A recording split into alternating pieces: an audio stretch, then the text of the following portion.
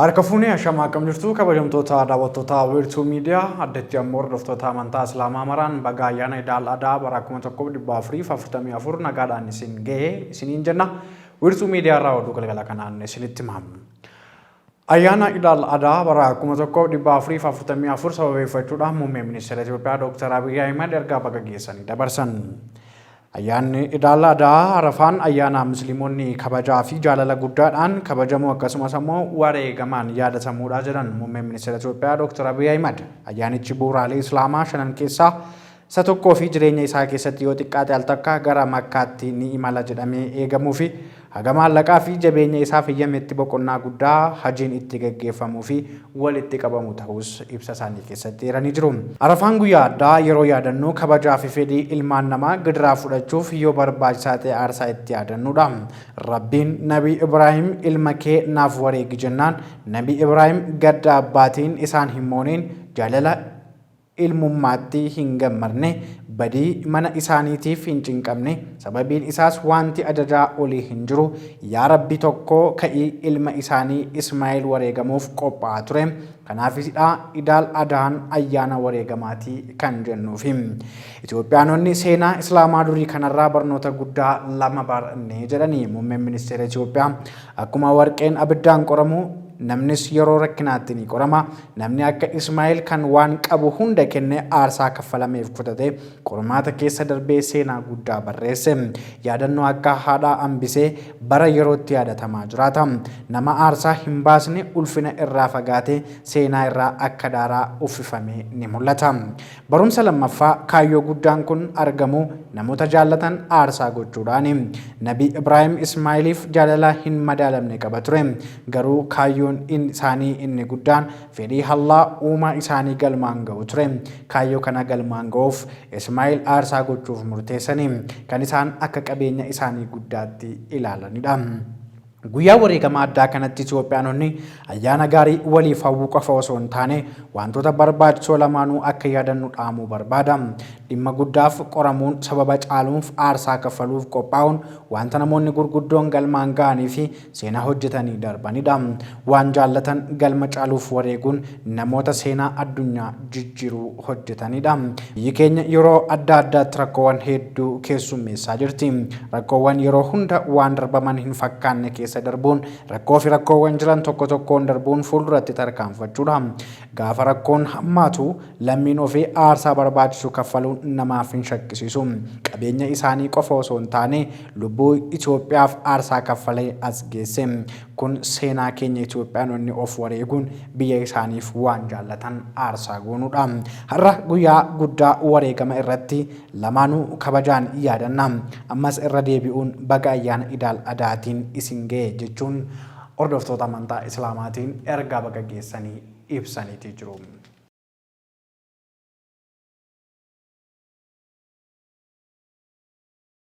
Oduudhuma wal fakkaatuun pirezidaantiin mootummaa naannoo Oromiyaa Obbo Shimallis Abdiisaa hordoftoota amantaa Musliimaatiin baga ayyaana Iidul Adhaa bara 1444 isin ga'e jedhanii jiru.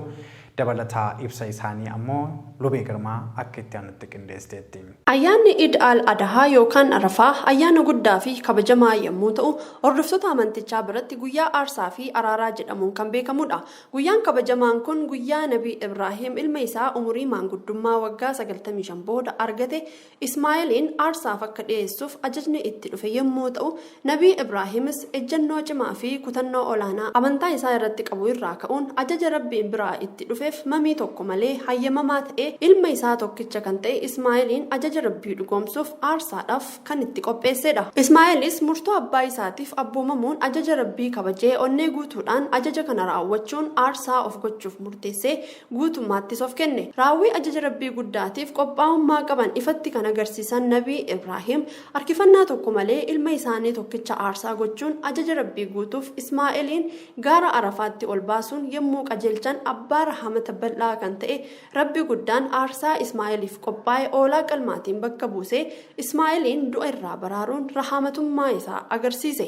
Taateen kun ajaja Rabbiitiif abboomamuun kabaja ta'uu kan agarsiisee fi rahamatummaan Rabbiis bal'aa akka ta'e mirkaneessuudhaan gamatti kabaja guyyaa Eid al-Adhaa yookaan Arafaatiif bu'uura guddaa kaa'uu danda'eera. Abboommiin Nabii Ibraahim Rabbi biratti kabaja argatee araaraa fi dhiifama argamsiisuuf Rabbiif abboomamuu fi ajaja isaatiif bitamaa ta'uun milkaa'ina akka nu gonfachiisu darbees daandii araaraa daandii injifannoo waaraa ta'uu isaa kan agarsiisudha. Akkuma Nabii Ibraahim ajaja Rabbii isaa guutee araaraa fi dhiifama argate qajeeltoo amantaa Islaamaa kan ta'e jaalala labsuu, tokkummaa jabeessuu, nageenya mirkaneessuu, obbolummaa dagaagsuu fi tola waltummaa aaressuudhaan daandii milkaa'inaatti waliin qajeeluun ergama guddaa hordoftoota amantaa Islaamaa fi lammiilee biyya keenyaa hunda irraa eegamudha. Murtoo cimaan Nabii Ibraahim ajaja Rabbii guddaa guutuuf murteessan daandii qajeelummaa qabannee fi itti amannee irratti aarsaa kamuu kaffaluuf qophaa'oo ta'uu akka qabnu kan nu barsiisu araarri Rabbiin biraa bu'e ammoo waliif dhiisuu, obsaa fi araara dhugaa mirkaneessuun injifannoo kan nama gonfachiisu akka ta'e kan akeekudha. Uummanni keenya sadarkaa garaagaraatti argamu hunduu duudhaa gaarii fi barsiifata daandii injifannootti nama geessu kan qaama jiruu fi jireenya isaa godhachuudhaan balbala araaraa fi dhiifamaaf baname qixaan fayyadamu tokkummaa fi obbolummaa dhugaatiin wal cina dhaabachuun daran murteessaadha. Ayyaana Eid al-Adhaa yookaan Arafaa guyyaa kabajamaa fi jaallatamaa kanatti gaarummaa fi jaalala dhugaa waliif agarsiisuu, kan hin qabne waliin maaddii qooddatanii waliin nyaachuu, isa rakkate gargaaruu fi kan dheebote obaasuun hojii eebbifamaa guyyaa kabajamaa kanatti kabaja addaa dabalan waan ta'aniif hawaasni musliimaa hunduu ayyaana baranaa gocha eebbifamaa kanaan dabaalee kabajuutu irra jiraata. Akkuma Nabii Ibraahim ajaja Rabbii guutuuf ofirratti murteessee murtii Rabbii isaa guute ittiin milkaa'etti hawaasni musliimaa qajeeltoo amantichaa kan ta'e daandii dhugaa fi haqaa qabatee tokkummaa fi obbolummaa dhugaa waaressuu, nagaa fi tasgabbii biyyaa itti fufiinsaan mirkaneessuu akkasumas misoomni jalqabame gama hundaan akka milkaa'uu fi waliin jireenyi ummatoota biyya keenyaa daran akka cimuuf gahee adda durummaa bahachuun barbaachisaadha. Hordoftoonni amantaa Islaamaa hundi har'as akkuma kaleessaa hojii gaarii hojjechaa turtan daran itti fufsiisuun imala jijjiiramaa biyya keenyaa ariitiin fuula duratti tarkaanfachiisuu fi mul'ata waloo dhugoomsuuf taasifamaa jiru qindoomina olaanaan akka hojjettan tokkummaa cimaadhaanis akka dhaabattan dhaamsa koon dabarsa. Eid Mubaarak. Hawaasni musliimaa nageenya isaa eeggatee istaadiyeemiin sirna gaggeeffamu irratti akka hirmaatu qabu kan hin qabneef qooduun ayyaanicha gammachuun akka dabarsan ibsamee jira. Guyyaa booris ayyaanichaa sababeeffachuun madifiin yeroo sagal akka dhukaafamu dubbatamee jira. Gabaasaa kanneenii fi kanneen biroo Yoonaas Mangashaa akka itti aanutti qindeeffatee jira. Ayyaanni Arafaa waggaa 1444ffaan guyyaa borii Itoophiyaa dabalatee hordoftoota amantaa Islaamaa guutuu addunyaa biratti sirna adda addaan ni kabajama. Hawaasni musliimaa ayyaana Arafaa wayita kabajuu tokkummaaf wal gargaaruun kabajuu akka qabu pirezidantiin mana maree waliigalaa dhimmoota Islaamummaa Hajii Ibraahim Tufaan guyyaa kaleessaa ibsa miidiyaaleef laataniin dhaamanii turan. Saawudii Arabiyaan sirna hajii irratti kan argaman pirezidantiin mana maree waliigalaa dhimmoota Islaamummaa Itoophiyaa Hajii Ibraahim Tufaan hujaajonni Itoophiyaa lakkoofsaan hedduu ta'an imala hajii bara kanarratti hirmaachaa jiraachuu ibsanii jiru. Hawaasni musliimaa ayyaana Arafaa wayita kabajan tokkummaa nageenya waaressuu fi wal gargaaruun kabajuu akka qabanis dhaamaniiru. Gama biraatiin ministeerri raayyaa ittisa biyyaa baga ayyaana Eid al-Adhaan isin ga'ee jechuudhaan ayyaana sababeeffachuudhaan waxabajjii 21/2015 boru ganama sa'aatii 12 irraa eegaluun madfiin si'a 9 akka dhukaafamus beeksisee jira. Kantiibaan magaalaa Finfinnee Aadde Adaanech Abeebee toora feesbuuk isaaniitiin hordoftoota amantaa Islaamaa maraan baga ayyaana Eid al-Adhaan geessan jedhan. Ayyaanichi kan nagaa kan jaalalaa akka ta'u nageenyi biyya keenyaa akka cimuuf kan itti du'aa taasisan akkasumas akka bu'uura barsiisa amantaa Islaamaatti kan qabu isan qabneef qoodee hawaasi amantichaa hundi kan gammachuun itti dabarsu akka ta'uun isiniif hawaa jechuun dhaamsa dabarfatanii jiru. Biiroon bulchiinsaaf nageenya Oromiyaas hordoftoota amantaa Islaamaa naannoof biyya keenyaa hundaan baga ayyaana Arafaa bara 1444ffaatiin nagaan geessan jedhee jira. Ayyaanni kun sadarkaa naannoo Oromiyaatti karaa nagaatiin akka kabajamuuf caasaaleen nageenyaa bifa qindoomina qabuun qophiirra jiraachuu hoogganaan biiroo bulchiinsaaf nageenya Oromiyaa Komishinar Jeneraal Araarsaa Mardaasaa himanii jiru. Ayyaanichi yaaddoof rakkoo nageenyaa tokko malee kabajamee akka xumuramuuf deeggarsiiftumsa hawaasaa murteessaadha jedhan. Toora ayyaanichitti kabajamutti dhimmoota yaaddoof shakkii uuman yoo kan mul'atan ta'e hawaasa tattamaan eeruuf odeeffannoo guutuu caasaa nageenyaa naannoo isaa jiruuf kennuu qaba. Irra deebiin ayyaanichi kan nagaaf jaalalaa isiniif haa ta'u jedhee jira biiroon bulchiinsaaf nageenyaa Oromiyaa. Daawwattoota keenya oduu ayyaanaan alaa gaafa baanu ammoo magaalaa Finfinneetti daa'imman qaamaa fi sammuun dagaaganii akka guddatan cimnee hojjechuun itti fufnaa jedhan kantiibaan Aadde Adaanech Abeebee. Daa'imman abdii boruu Finfinnee daadhannoo jedhuun sochii daa'imummaa gulantaa jalqabaa eegaleen hojiirra oolmaa isaaf xiyyeeffannoo addaa laannee guyyoota 90 keessatti hojiilee biraa hojjetaman ilaalchise kutaalee magaalaa aanaa fi hooggantoota dhaabbilee qooda fudhattoota waliin mari'anneerra jiran Aadde Adaanech Abeebee. Magaalaa Finfinnee magaalaa daa'imman taphatanii qaamaa fi sammuun dagaaganii kan itti guddatan magaalaa guddoo Afrikaa filatamtuu taasisuun dhaloota cimaa ijaaruu itti fufnaa jechuun fuula miidiyaa hawaasummaa isaanii irratti eeranii jiru. Faanaa irraa wabeeffanne. Waldaan liigii dargaggoo fi badhaadhinaa Itoophiyaa namoota hojii tola ooltummaa irratti gahee mataa isaanii baataniif beekamtii addaa kenne. Gammachuu Saggaa'ee dabalata qaba. Sagantaan Foorumii Nageenyaa Liigii Nageenyaa fi Badhaadhina Dargaggoota Itoophiyaa guyyaa kaleessaa waxabajjii 19/2015 magaalaa Finfinnee hoteela Sharaaten keessatti geggeeffameera. Sagantaa Foorumii Nageenyaa kanarrattis liigichi hojiiwwan waggoota darban keessa gama misoomaan ashaaraa magariisaa fi hojii tola ooltummaatiin liigichaan hojjetame hirmaattota sagantichaaf dhiyeesseera. Saganticha irratti abbootiin gadaa, haadholiin siiqqee, aartistoonni, aangawoonni mootummaa, qeerroof qarreen Oromoo argamaniiru. Sagantichi abbootii gadaa fi bakka bu'oota amantaa garaagaraatiin eebbaan kan saaqame yoo ta'u, qophiiwwan akka agarsiisa fiilmii, sagantaa beekamtii fi badhaasaa akkasumas waraqaa ragaa kennuus kan of keessatti hammate ture. Pirezidaantiin liigichaa obbo Biraanuu Baqqalaa Margaa haasawa baniinsaa taasisan irra nageenyi biyyaa dhimma murteessaa filannoo biraa hin qabne ta'uu fi liigichi hanga ammaatti dargaggoota hojii tola ooltummaa hojjetanii fi nageenya biyyaa mirkaneessuu keessatti hirmaatan hedduu horachaa jiraachuusaa ibsaniiru. Liigichi yeroo hundeeffame irraa kaasee hojiiwwan hojjetee daawwattootaaf dhiyeessuunis foorumii nageenyaa liigichaa marsaa jalqabaa jalqabsiisaniiru. Pirezidaantiin liigii badhaadhinaa fi nageenya dargaggoota Itoophiyaa obbo Biraanuu Baqqalaa liigichi erga hundeeffame kaasee hojiiwwan nageenyaa misoomaa fi guddina biyyaa keessatti dargaggoonni gahee isaanii akka ba'aniif hojjechaa kan turee fi hojjechaa kan jiru ta'uudhaan liigiin kun kaayyoon inni hundeeffameef biyya keenya Itoophiyaa keessatti nageenya walitti fufaan akka dhufuuf misoomni amansiisaan akka jiraatuuf dargaggoonni biyya keenya keessa jiran tokkummaadhaan biyya isaanii akka misoomsaniif akkasumas immoo ambaasaaddara nageenyaa akka ta'aniifidha jechuun haasaa baniinsaa erga taasisanii booda keessummoota kabajaa guyyichaaf affeerraa taasisaniiru. Keessummaan kabajaa guyyichaa pirezidaantii naannoo Oromiyaa duraanii obbo Abbaaduulaa Gammadaa saganticha irratti argamuun haasawa taasisaniiru. Haasawa isaaniitiin nagaan dhamaatii hedduudhaan waan dhufudha. Waan hunda dura mataa ofii faana nagaa buusuutu barbaachisa. Hawaasa wajjin nagaa buusuutu barbaachisa. Itti aansuun immoo uummata keessa jiraannu keessatti nageenyaaf qabsaa'utu barbaachisa jechuun nageenyi biyyaa tokkummaa fi wal dhageettii hawaasaatiin dhufuu akka danda'u dubbataniiru. Xumura irrattis qopheessitoota foorumichaa hojii isaan hanga ammaatti hojjetaniif galateeffatanii dargaggoonni biyya keenyaas liigii kana cinaa akka dhaabbatan waamicha dhiyeessaniiru. Sagantaa kanarratti namoota hojii tola ooltummaa garaagaraa irratti bobba'anii turan kanneen rakkoo hawaasa isaanii irratti aantummaan hojjechaa turaniif aartistoota akkasumas qaamolee garaagaraatiif badhaasni waancaa fi meedaaliyaa kennameera. Sagantaa badhaasaa kanarrattis Beekii Abbaaduulaa, Maaster Abinnet Kabbadee, aartistii Amalmaal Abaatee fi gaazexeessituu Masarat Dhaabaa hojiiwwan hanga ammaatti nageenya biyyaa fi hojii tola ooltummaa keessatti raawwataniif badhaasni kennameera.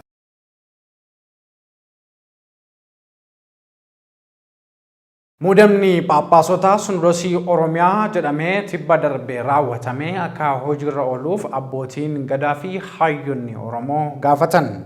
Phaaphaasonni Abbaa Saawuroosii, Abbaa Zeenaa Maarqosii fi Abbaa Anistaatiyoosiin muudamuun tajaajila afaan Oromoof kutaalee Oromiyaa garaagaraa keessatti ramadamuun isaanii ni yaadatama.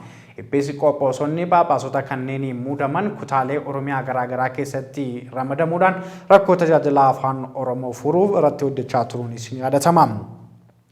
Bu'uuruma kanaan tibba darbee Sinodosiin Buleessi Itoophiyaa muudamni Phaaphaasotaaf godhame kun sirrii miti jechuun mormiin garaagaraa biyyattii keessatti taa'uunis yaadannoo yeroo dhiyoodha.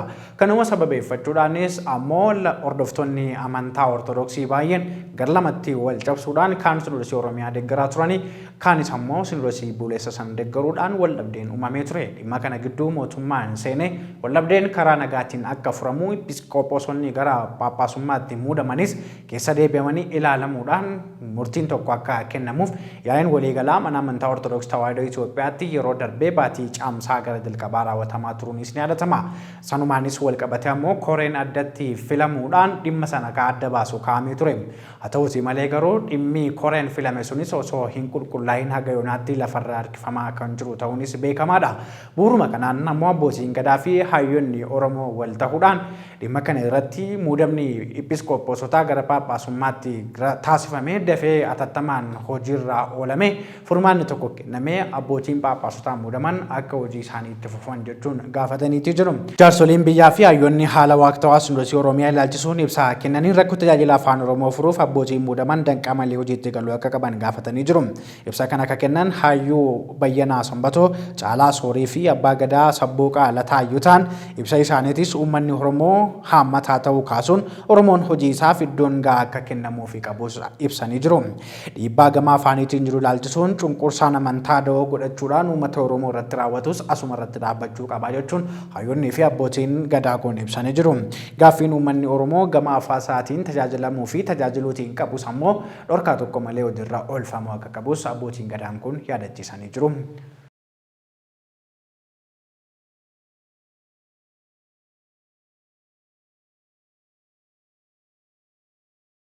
Yaa'iin addaa jalqabaa yaa'ii waliigalaa dhaabbata tumsa barnoota addunyaa Finfinneetti taa'amaa jira. Barreessaan olaanaa dhaabbatichaa Mansuur Biin Musaalem akka jedhanitti barnoonni yookaan jallina hawaasaa keessatti mul'atu cimsee yookiinis ammoo dagaaggera addunyaatii fi qarooma addunyaatiif murteessaa ta'uu kaasanii jiru. Lafti giddugaleessaa hin jiru bakka giddugaleessa jedhamu hundayyuu barnoonni uwwisuu qaba kan jedhan barreessaan dhaabbatichaa galmoota misoomaa itti fufsiisuu qabu keessattis ammoo guutummaa irratti dhimmoota barnootaa qulqullinaan hojiirra oolchuuf jabaannee hojjennaa jiran. Hawwi misoomaa fi biyyoonni miseensota ta'an gahee deeggarsa barnootaa gama kanaan qabu itti fufsiisuuf qaban ilaalchisuudhaan haga ammaatti hojiin hojjetamaa jiru murteessaa ta'uu kaasuudhaan yaa'ii isaanii yookaan immoo koree isaanii jalqabaa Finfinneetti ta'anii jiru. Yaa'ii kanarrattis ammoo itti aanaa muummee ministeera Itoophiyaa fi ministeerri dhimma alaa obbo Dammaqee Nagaasaa argamuudhaan haasaa taasisaniiti kan isaan jiran. Yaa'iin kun yaa'ii guddaa dhimma ijoo Itoophiyaan illee gama barnootaan itti jirtu ta'uunis eeramee jira.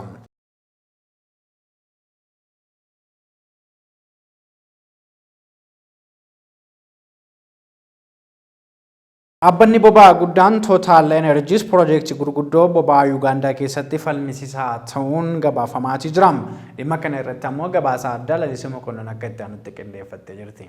Falmaan mirga namummaa Yuugaandaa Maaksweel Atohoraa dhaabbilee miti mootummaa Faransaay fi Yuugaandaa 5 AFIEGO michoota lafaa Faransaay, michoota lafaa Yuugaandaa, Servee fi dhaabbata qorannoo Taashaa namoota nagaa 26 waliin ta'uun kibxata darbe Faransaaytti tarkaanfii seera haaraa irratti fudhatan. Himatamtoonni kunneen piroojeektii qonnaa boba'aa Tilengaa fi piroojeektiin East African Crude Oil Pipeline sababa kallattiin dhiitama mirgaa namummaa jedhanii waan ilaalaniif beenyaa koorporeeshinii Faransaay biyyoota hedduurraa barbaadu. Piroojeektiin kun sarara ujummoo ho'aa kiiloomeetira 1,500 gara qarqara galaana Taanzaaniyaa geessu yoo ta'u naannoowwan uumamaa eegumsa argatan hedduu qaxxaamuree jira. Tarkaanfii seeraa kana beeksisuuf kibxata darbe Paarisitti ibsa gaazexeessitootaaf kennameen bakka waldaaleen kunneenii fi himattoonni Yuugaandaa hedduun argamanitti isaanis sarbama seeraa balaaleffataniiru. Hawaasni piroojeektoota isaaniin Yuugaandaa keessatti miidhaman rakkina buqqa'uu beenyaa hin mallee fi lafa ofii irratti hiyyummaa hamaa keessa jiraachaa osoo jiruu dhaabbileen boba'aa biyya alaa bu'aa olaanaa argachuu itti fufuun isaanii fudhataman qabu jedhan. Akka dhaabbileen miti mootummaa kunneen jedhanitti Yuugaandaa fi Taanzaaniyaa keessatti namoonni 100,000 fi 18,000 ol ta'an sababa piroojeektoota lamaan kanaan guutummaatti yookaan gartokkoon qabeenya isaanii irraa fudhatamuun miidhamaniiru.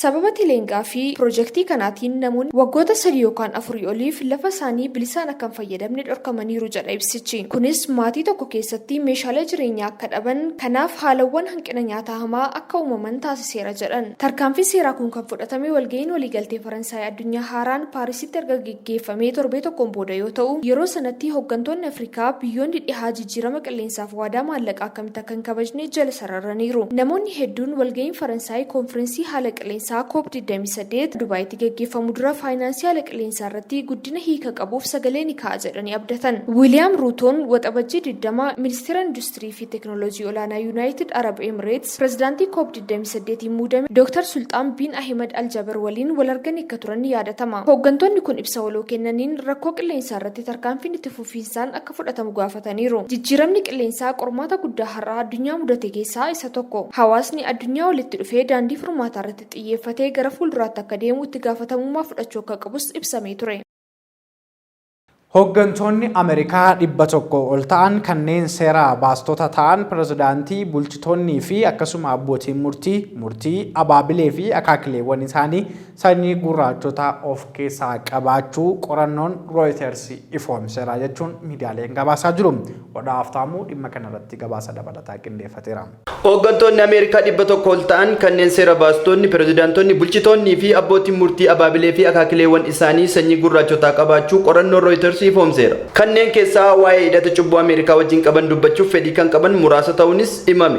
Pirezidaantota Ameerikaa lubbuun jiran 2, abbootii seeraa, mana murtii waliigalaa 11, bulchitootaa fi seera baastonni 100 ol ta'an abaabilee fi akaakileewwan isaanii sanyii warra gurraachotaa akka turan gabaafame. Manni koongireensii sabaa US gar-tokkoon isaa namoota gurraacha garboota ta'aniin akka ijaarame himame. Seera baastonni hedduun garbummaa Ameerikaa keessatti sirna cunqursaa gara jabeessa seenaa US keessatti gurraachota irra ga'e ilaaluu akka hin qabne qorannoon kun ifoomse. Qorannoon Reuters akka agarsiisutti miseensonni koongireensii biyyattii, pirezidaantonni lubbuun jiran, abbootiin murtii mana murtii olaanaa fi bulchitoonni biyyattii keessaa harki 5 kallattiin sanyii abbootii warra isaanii gurraachota ta'uu isaanii ibseera. Miseensota koongireensii taa'e isa dhumaa 536 keessaa Reuters yoo xiqqaate 100 abbootii garbootaa irraa akka dhufan hime. Pirezidaantonni duraanii US lubbuun jiran hundi Doonaald Tiraamp irraan kan hafe kallattiin sanyii abbootii isaanii garboota. Daawwattoota keenya oduun galgala kanaaf qindeeffanne kanneen kana fakkaatan turan ammallee irra deebinee hordoftoota amantaa Islaamaatiin baga ayyaana Iidal Adhaa bara 1444 nagaadhaan isin geessin jenna. Ayyaana gaarii isiniif haa ta'u. Wiirtuu miidiyaa daawwadhaa imala itti aanuuf nu waliin imala. Nagaan bulaa.